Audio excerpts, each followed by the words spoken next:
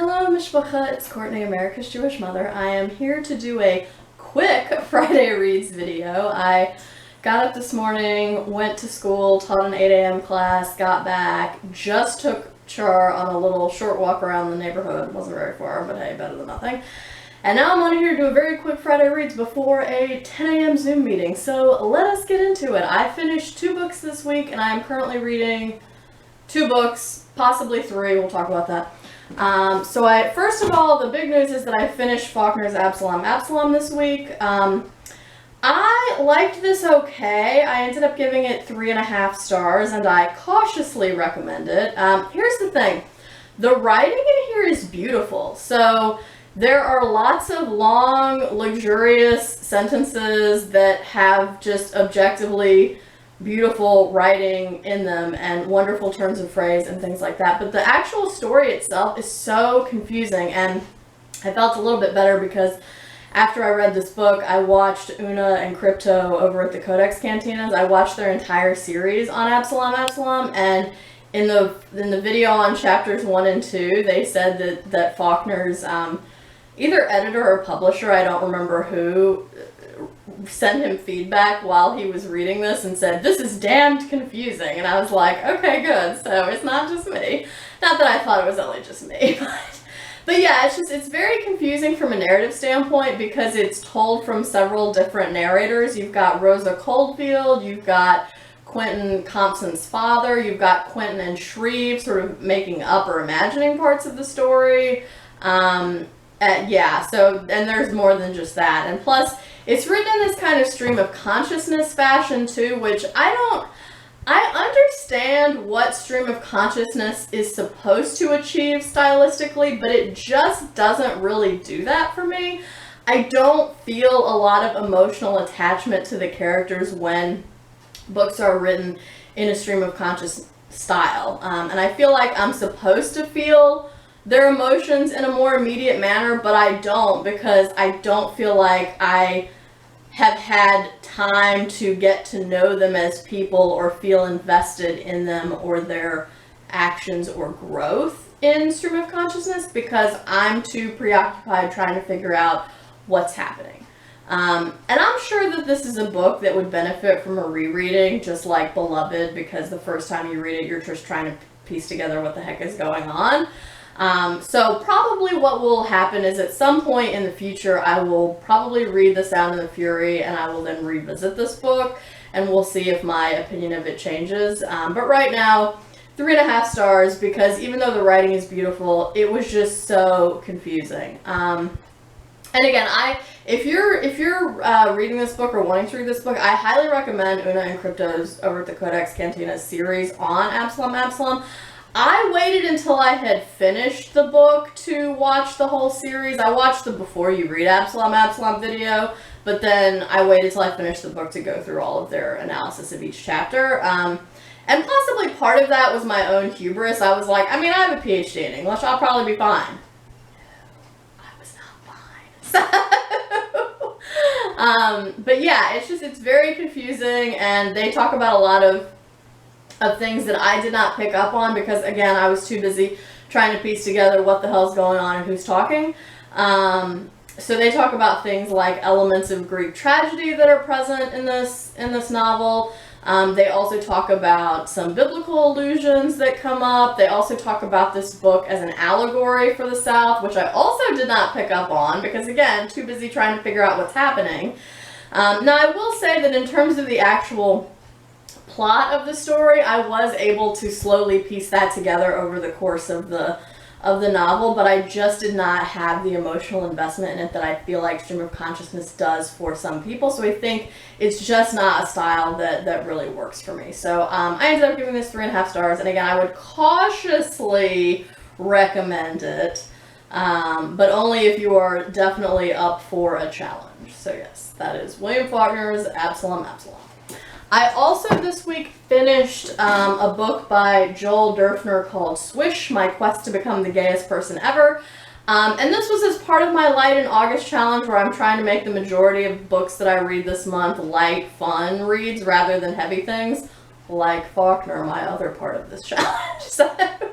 And this book was a little bit of a letdown for me. It was kind of funny, but mostly I just felt like there was so much navel gazing here that it was just very off-putting to me. And the two essays that oh, by the way, this is a collection of essays. The two essays that I liked most in this book were ones where the author actually rarely looked outside of himself rather than just obsessing constantly about what everyone around him is thinking about him at any given moment. And I just, like, I know people like this in real life, and they're exhausting because they are just so convinced that everyone is constantly paying attention to every single thing that they're doing. And it's just like, no, we're not. We all have our own problems, and we're thinking about them and not thinking about whatever shit you think we're thinking about that has to do with you. We're not thinking about you that much, you know?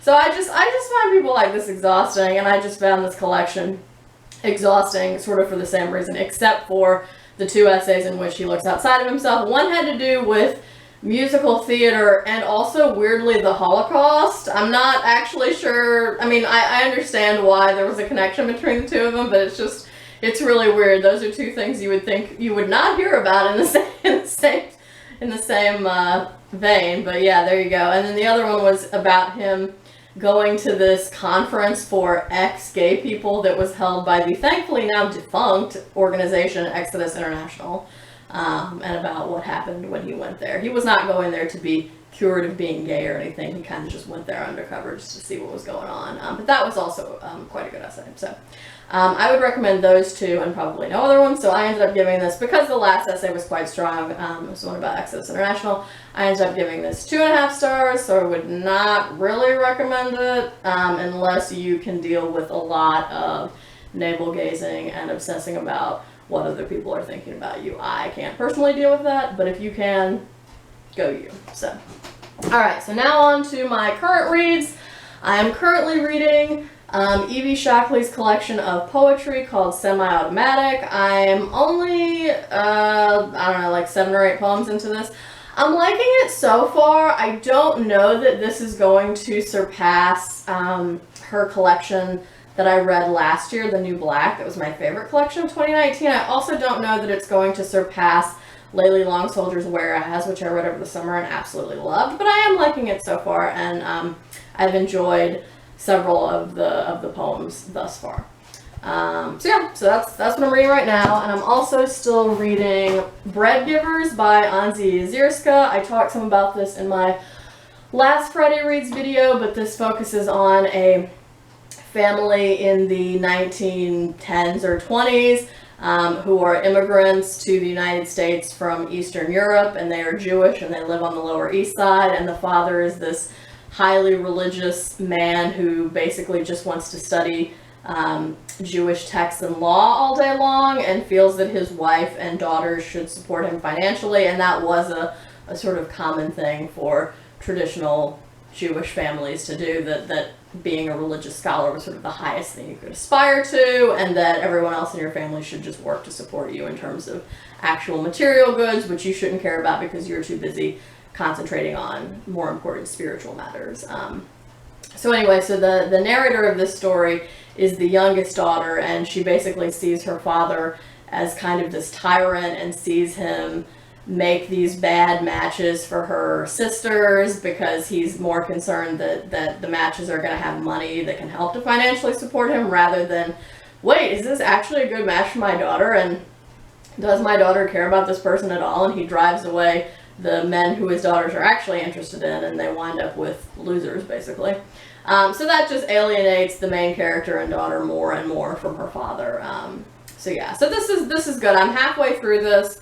We're reading it in my Multicultural American Lit class. I have to finish this up probably over the weekend because we're talking about the second half of it next week. So yeah, that's Bread Givers. And then I haven't started this yet, but I'm probably, I was sort of toying with whether or not I was going to reread this because I read it like 1.5 years ago, but I think that's long enough that it probably merits a reread. But I'm teaching in my online course on the novel, which I've themed around African American texts. I think I mentioned that in a previous video.